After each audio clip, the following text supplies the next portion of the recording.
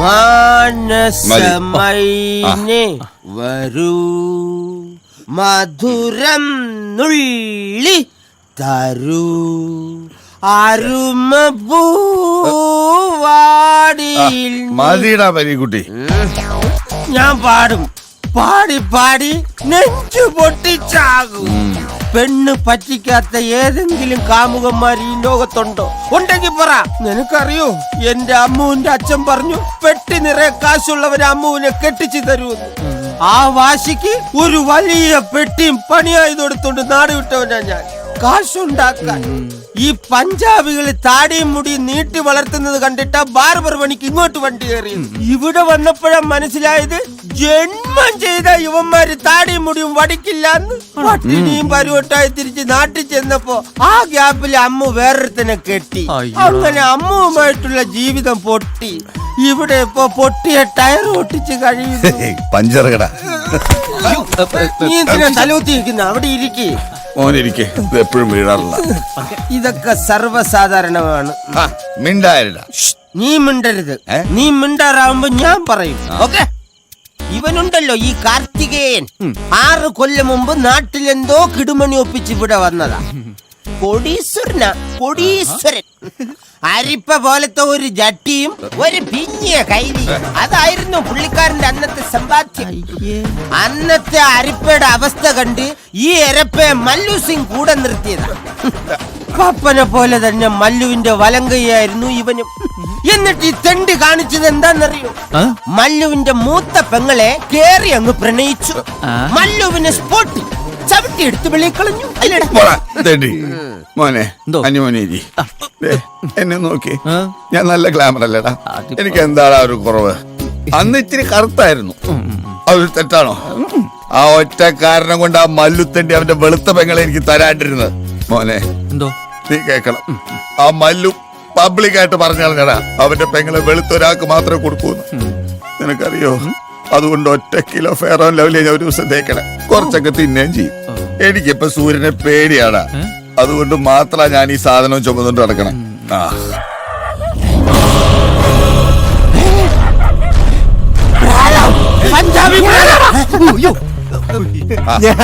നീ കള്ളു ഷാപ്പിൽ കയറുന്ന പോലെ തലയിൽ മുണ്ടിട്ട് പതുങ്ങി വരുന്നത് ഇതാരെ പേടിച്ചു? മല്ലുവിനെ അല്ലാതാരെയാ? എടാ, ഞാൻ ഇപ്പോഴും ഈ വൃത്തികെട്ടവന്റെ കൂടെയാന്ന് പറഞ്ഞ അവന്റെ നട്ടല് ചവിട്ടി ഓടിക്കും. അതാ മോനെ, നീ പേടിക്കണ്ടടാ. ഇവൻ പ്രശ്നക്കാരനല്ല, നമ്മുടെ കമ്പനിയാ. ഇവൻ പ്രശ്നക്കാരനാകും. മല്ലുവിന്റെ പെങ്ങന്മാരാരെങ്കിലും നോക്കിയെന്നറിഞ്ഞു. ആരാടാ മല്ലുവിന്റെ പെങ്ങന്മാരെ നോക്കിയത്? ഞാനൊന്നുമല്ല. ഞാൻ ഇവനൊരു താക്കീത് കൊടുത്തു. കൊടുത്തോ. അതും മാത്രം ഞാൻ സഹിക്കില്ല. മല്ലുവിന്റെ പെങ്ങന്മാർ എന്റെയും പെങ്ങന്മാരാ. നിനക്ക് അടിക്കണം? അടിക്കും. മല്ലുവിന്റെ പെങ്ങന്മാരെ ആര് നോക്കിയാലും ഞാൻ അടിക്കും. അതല്ലടാ, സ്മോൾ അടിക്കണോ? അതും ഞാൻ അടിക്കും. അത്ര അടിക്കണ്ട, കുറച്ച്. ഇവൻ ഇത്തിക്കണിയാണോടാ? ഹനുമാൻ ഹനിമോൻ ഒരു അരി അന്വേഷിച്ചു വന്ന. ഏതേരി? നിന്റെ ബീഡി പയ്യനാ? ആശവൊന്നുമല്ല, ഹരീന്ദർ സിംഗ്. എന്തിന്? അത് പറയാ, നീ അടി. നീ പറയുന്ന ഹരി നാട്ടിലാരായിരുന്നു? ആരായിരുന്നു എന്നല്ല, ആരായിരുന്നില്ല എന്ന് ചോദിക്കുന്നതാ ശരി. ഹരി നാട്ടിലെല്ലാമായിരുന്നു. മണ്ണാന്തൊടി ഗ്രാമപഞ്ചായത്തിന്റെ കൊയ്ത്തുത്സവത്തിന് മുന്നോടിയായി ഇവിടെ നടന്നുകൊണ്ടിരിക്കുന്ന കലാകായിക മത്സരങ്ങൾക്ക് സമാപനം കുറിച്ച് ഈ തെക്കേക്കണ്ട മൈതാനിയിൽ നടന്നുകൊണ്ടിരിക്കുന്ന വാശിയേറിയ കബഡി മത്സരത്തിൽ ഇത്തവണയും ഹരിനാരായണ നയിക്കുന്ന തെക്ക് ഭാഗത്തുകാരുടെ ടീം വിജയിക്കുമോ എന്ന് കണ്ടറിയേണ്ടതാണ്. അതെ, ഹരിയുടെ ഒറ്റയാൾ പോരാട്ടം ഏതാണ്ട് പരിസമാപ്തിയിലേക്ക് എത്തിക്കൊണ്ടിരിക്കുകയാണ്. കബഡി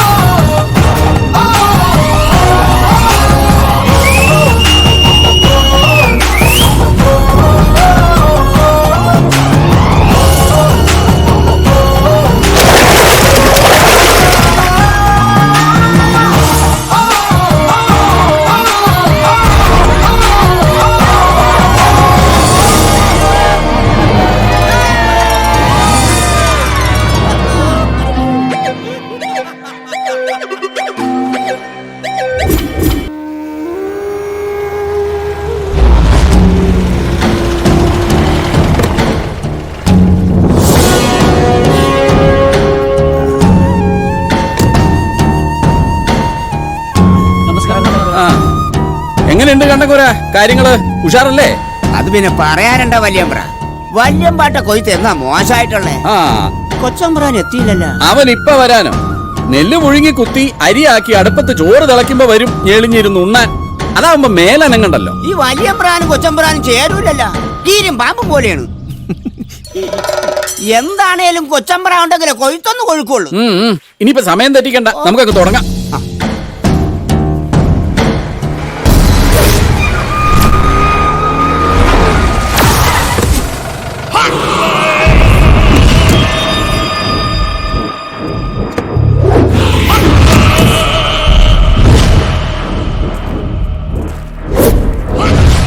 രാഘവന്നാരെ കൊയ്ത്തിനിറങ്ങാൻ വരട്ടെ. ചെറുപറമ്പത്തുകാരുടെ വീതം കൊയ്യാൻ അതിന് അവകാശപ്പെട്ടവർ വേറെയുണ്ട്. ഓഹോ, ദാ ഇവര് വേണമെങ്കിൽ ഒരു ഓഹരി അരിക്കും കൊടുത്തേക്കാം. ഒന്നുമില്ലെങ്കിൽ രക്തബന്ധമായി പോയല്ലോ. ഇത് ഇവരുടെ അവകാശമാ. ഇവരുടെ അവകാശം? എന്താവകാശം? ഇത്രയും കാലം കൊയ്യിച്ചത് രാഘവൻ നായരാണെങ്കിൽ ഇനി അത് തന്നെ നടക്കും. ഈ പാടത്തെ വിത്തിറക്കിയത് ഞാനാ, അത് കൊയ്യിക്കാനും എനിക്കറിയാം. ഇത്രയും കാലം വിത്തിറക്കേണ്ട കഥയൊന്നും താൻ പറയണ്ട. ഹരിയുടെ തണ്ട, അതായത് എന്റെ അനിയൻ വെളിവില്ലാതെ മരണക്കിടക്കെ കിടന്നപ്പോ തനിക്കെഴുതി തന്ന പവർ ഓഫ് അറ്റോർണിയുടെ ഒറ്റ ബലത്തിലാ ഈ കാണുന്ന മുതലൊക്കെ ഇത്രയും നാളും പിടുങ്ങി വെച്ച് അനുഭവിച്ചത്. ഇനി മതി, കാലം മാറിപ്പോയി രാഘവൻ നായരെ. പിള്ളേരൊക്കെ ഒരുപാടങ്ങ് വളർന്നു. ദാ കണ്ടോ, യുവമാരും മതം പൊട്ടിയാ നിക്കണേ. ആണോ? എന്റെ ഗോവിന്ദ മാമേ, ഈ മതം പൊട്ടി നിക്കണ ആനയും കൊണ്ടാണോ കൊയ്ത്ത് കാണാൻ വന്നേക്കണേ? അല്ലെന്നാണ് വാശാനെ, ഈ പിടിയാനയ്ക്ക് മതം പൊട്ടുവോ? അത് പിന്നെ ഈ മതം പൊട്ടാനുള്ളതാണല്ലോ. ഇത് പക്ഷെ കുരു പൊട്ടിയതാ. അച്ഛന് വേറെ പണിയൊന്നുമില്ലേ? ഇതൊക്കെ കൊരക്കുള്ളൂ, കടിക്കില്ല. അച്ഛൻ അതങ്ങോട്ട് മൂപ്പന് കൊടുക്ക, സമയം തെറ്റിക്കണ്ട.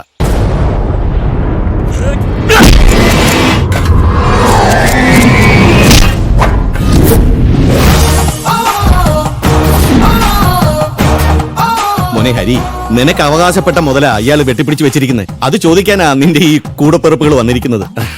അറിയാലോ, ഒറ്റ ചോരയാ നിങ്ങള്. അറിയാം, പക്ഷെ അവന്മാർ ഈ ചെറ്റ പൊക്കാനും അതിരുമാന്താനായിട്ട് പെറപ്പേട് കാണിക്കുമ്പോഴേ ഞാനതങ്ങ് മറക്കുന്നത്.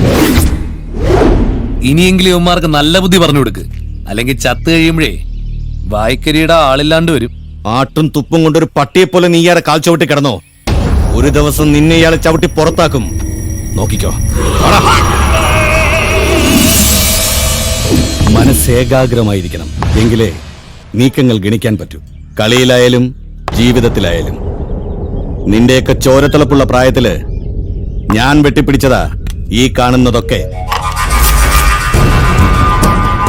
ഇപ്പൊ പലതും കാണുമ്പോ നോക്കി നിൽക്കാനേ പറ്റുന്നുള്ളൂ. അച്ഛൻ എന്താ ഉദ്ദേശിക്കുന്നത്? വല്യമ്പാട്ടെ രാഘവൻ നായർ വെട്ടിപ്പിടിച്ചു വെച്ചിരിക്കുന്നത് 1-2 ഏക്കറല്ല, 100 ചില്ലുവാനും ഏക്കറാ. മറ്റു വസ്തുവകകൾ വേറെ. നേരെ വാ നേരെ പോന്ന് പറഞ്ഞിരുന്ന നിനക്കൊന്നും ഒരു തുണ്ട് ഭൂമി പോലും കിട്ടില്ല. ആകെ അതിന് അവകാശം ആ ഹരിക്ക് മാത്രമേ ഉള്ളൂ. ആ ഭൂമി നിനക്കൊക്കെ വീതിച്ചെടുക്കാം. അതിന് കളി ഒന്നേ ഉള്ളൂ, തീർക്കണം രണ്ടിനെയും, അമ്മാവനെയും മരുമകനെയും. എന്നിട്ട് കർമ്മം ചെയ്യേ, ആത്മശാന്തിക്ക്. അതിനുള്ള അവകാശമുണ്ട്. അനന്തരാവകാശികളല്ലേ. രക്തബന്ധമാവുമ്പോ ചിലപ്പോ കൈവിറയ്ക്കും. ഈ കൈ വിറച്ചിട്ടില്ല. ഹരിയുടെ തന്തയെ, എന്റെ സ്വന്തം കൂടപ്പിറപ്പിനെ ഈ കൈ കൊണ്ട് തീർത്തു കളഞ്ഞപ്പോ പോലും. പക്ഷേ അന്നൊരബദ്ധം പറ്റി, ഹരിയെ ബാക്കി വെച്ചത്. ഇന്ന് ഞാനതിൽ പശ്ചാത്തപിക്കുക. ആ വിഷമം ഇനി അച്ഛന് വേണ്ട, തീർത്തോളാം രണ്ടിനെയും.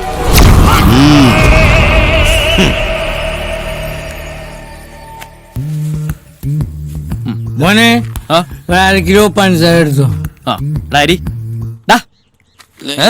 അര കിലോ പഞ്ചസാര എടുത്തു കൊടുക്കും. എങ്ങനെ? 1/2 കിലോ പഞ്ചസാര എടുത്തു കൊടുക്കാൻ. 1/2 കിലോ പഞ്ചസാര.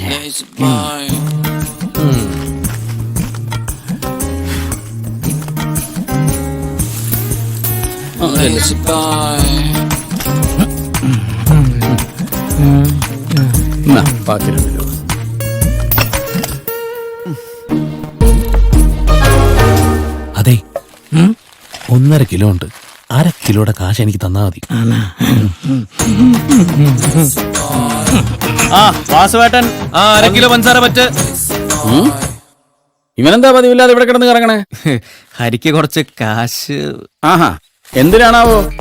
പുതിയ ബിസിനസ് തുടങ്ങാനാ. എത്ര വേണ്ടി വരും? എത്ര? 10. ഒരു 10 രൂപ. പോരാതെ വരുമോ? അഡ്ജസ്റ്റ് ചെയ്തോളാന്ന്. കാശ് ഞാൻ തരില്ല. ബിസിനസ് ചെയ്യാൻ പോണു. ഇനി എന്ത് ബിസിനസ്സാണ് നീ ചെയ്യാൻ ബാക്കിയുള്ളത്? അത് വെച്ചോടോ. നീ ആ ഡിഗ്രി എടുത്ത് കക്ഷത്ത് വെച്ച് നടന്നോ. എന്തെങ്കിലും ഒരു പണി കിട്ടി അതിന് പോകൂ, അതുമില്ല. മേലനങ്ങാൻ പറ്റില്ല, അത് തന്നെ. ബിസിനസ് ചെയ്യാൻ നടക്കണം. എടാ നിന്റെ പ്രായം തന്നെയല്ലേ അവനും.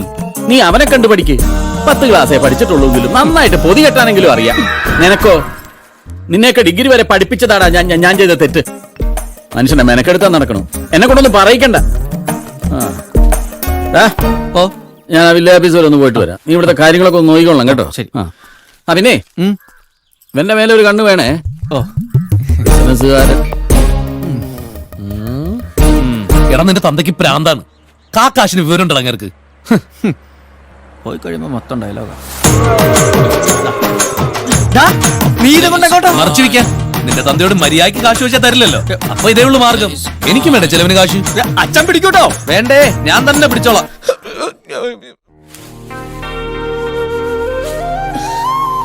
ചോരത്തിന്റെ ലക്ഷ്മിയെ. എങ്ങനെ പോവാ? ഞാൻ ഈ സഹകരണ സംഘം വരെ ഒന്ന് പോവാ. ഒരു ലോൺ കൊടുക്കണ്ടെന്ന് കേട്ടു. ഈ മോട്ടറിന്റെ. സഹകരണ സംഘത്തിൽ നിന്നല്ലേ കൊടുക്കുന്നുണ്ട്. പക്ഷേ അത് വികലാംഗർക്കാ. ആരെങ്കിലും തല്ലെ കയ്യും കാലും ഒടിച്ചാ കിട്ടും. അത് നിന്റെ അച്ഛന് വാങ്ങിച്ചു കൊടുക്കട്ടാ. പോടാ അവിടുന്ന്.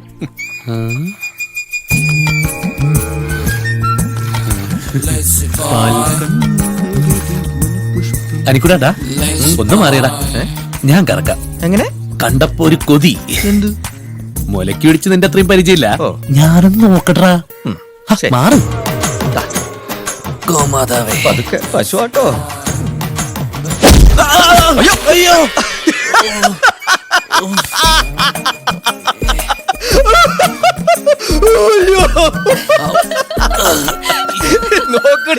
എന്തിനാ ഹരിയായിട്ട് അറിയാത്ത പണിക്ക് പോയത്?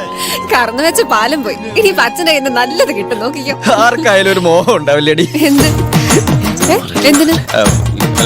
പശുവിനെ കറക്കാനേ. ഇവിടെ കറക്കിക്കൊണ്ടിരുന്നോ? അറിഞ്ഞോ, നാളെ എന്റെ കൂട്ട് കാണാൻ വരുന്നുണ്ട്. അച്ഛൻ നാണുവാശനോട് പറയുന്നത് കേട്ടതാ. വലിയ തറവാട്ടുകാരാണത്ര. നല്ല ജോലി, കാണാനും സുന്ദരൻ. പിന്നെന്ത് വേണം? കെട്ടടി നീ. ആ, അത് തന്നെയാ നല്ലതെന്നാ എനിക്കും തോന്നുന്നത്. അല്ലെങ്കിൽ ഞാൻ ഇവിടെ കിടന്ന് മൂത്ത് നിറച്ച് പോവേ ഉള്ളൂ. ഇങ്ങോട്ട് വന്നേ. നീ എന്തിനാ വിഷമിക്കണേ? നമ്മളീ കല്യാണം കാലക്കുണ്ടാ. അതല്ല, ഈ കല്യാണാലോചന എങ്ങനെ? ഞാൻ വഴി പറഞ്ഞു വരാം. ഭയങ്കര ബുദ്ധിയില്ല എനിക്ക്.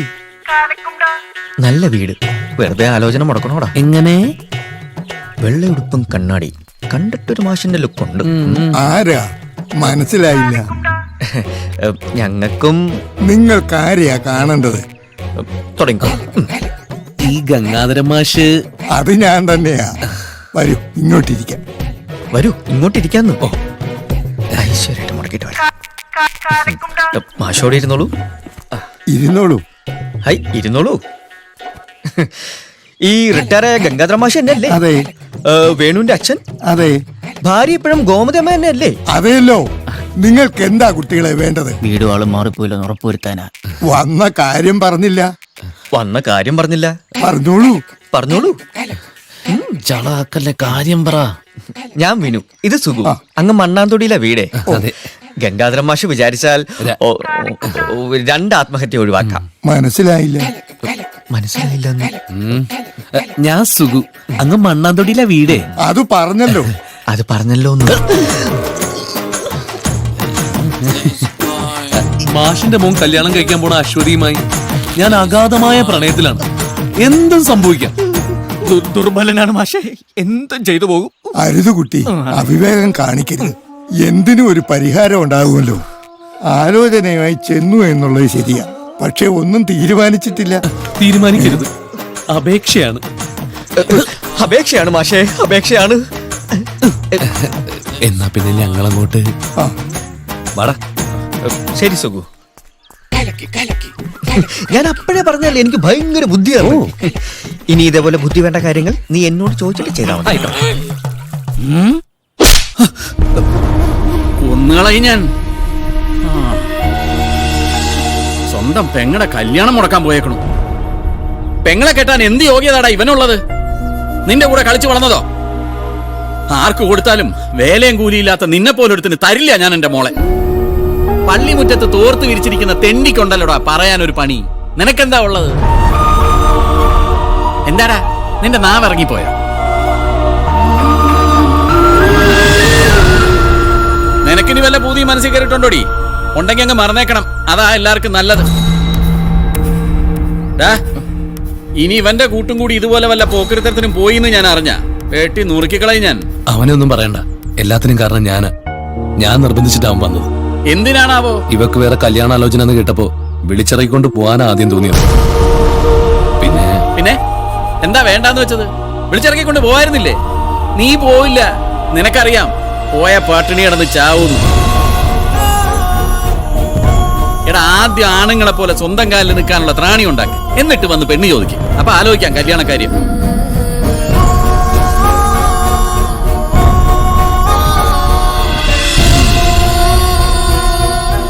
പിന്നെ താൻ തോന്നിത്തരം കാണിക്കാനാണെങ്കിൽ ഇനി ഇവിടെ നടക്കില്ല. വേറെ സ്ഥലം നോക്കിക്കോണം.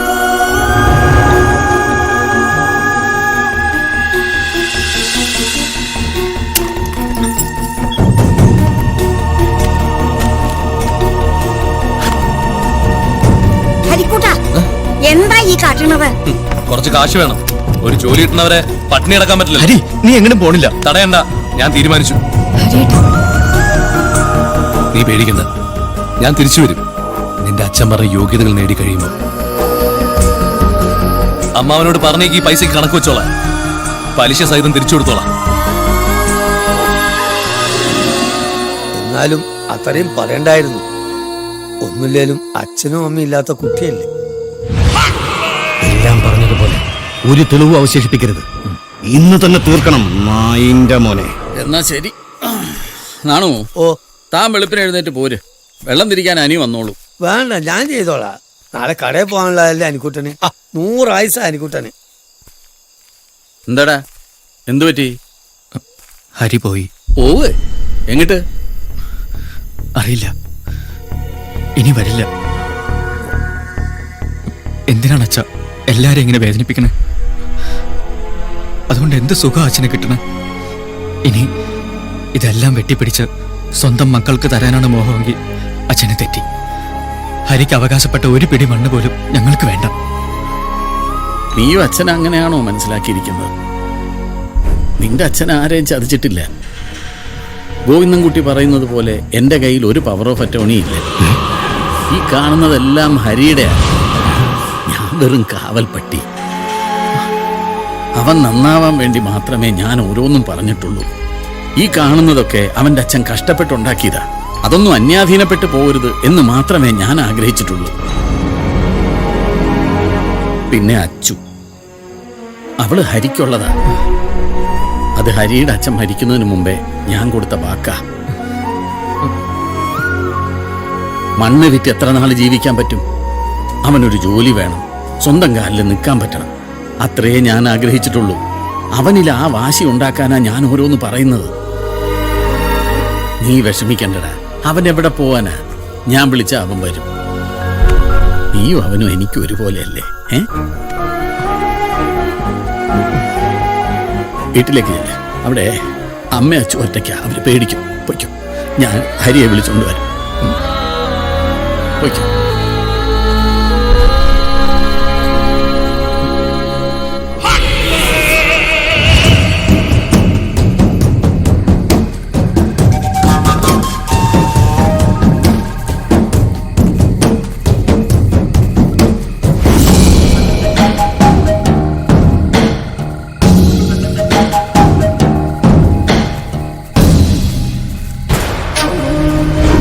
ഹരി, എടാ അവിടെ നിൽക്കാൻ.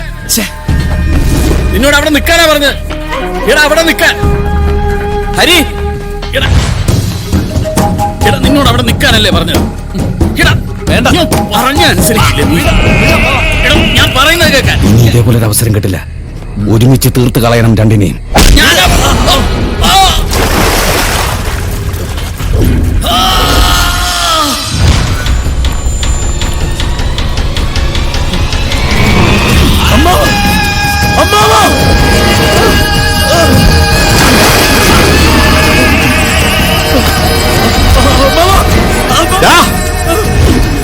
സ്വത്തിന് വേണ്ടി സ്വന്തം അമ്മാവനെ കൊന്നു കളഞ്ഞല്ലടാ. വെട്ടിക്കൊല്ലടാ ഈ നായിന്റെ മോനെ.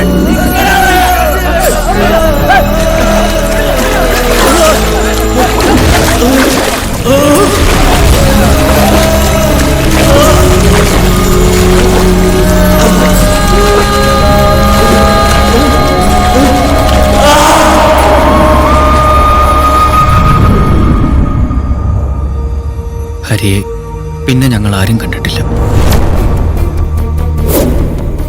അത് ശരി. അപ്പൊ താൻ അച്ഛനെ കൊന്നോട് പ്രതികാരം ചെയ്യാൻ പേനാക്കത്തിയായിട്ട് ഇറങ്ങിയിരിക്കുക? എന്ത് പ്രതികാരം? കൊന്നു എന്നത് ഹരിയുടെ തോന്നല് മാത്രമായിരുന്നു.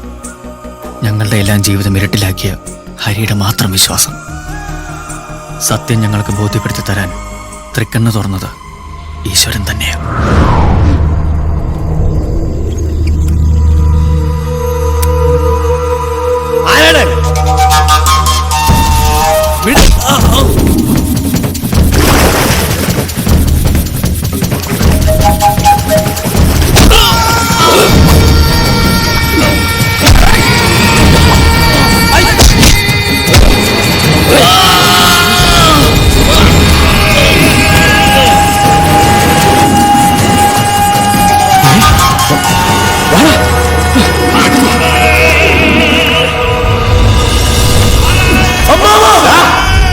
സ്വത്തിന് വേണ്ടി സ്വന്തം അമ്മാവനെ കൊന്നുകളഞ്ഞല്ലടാ.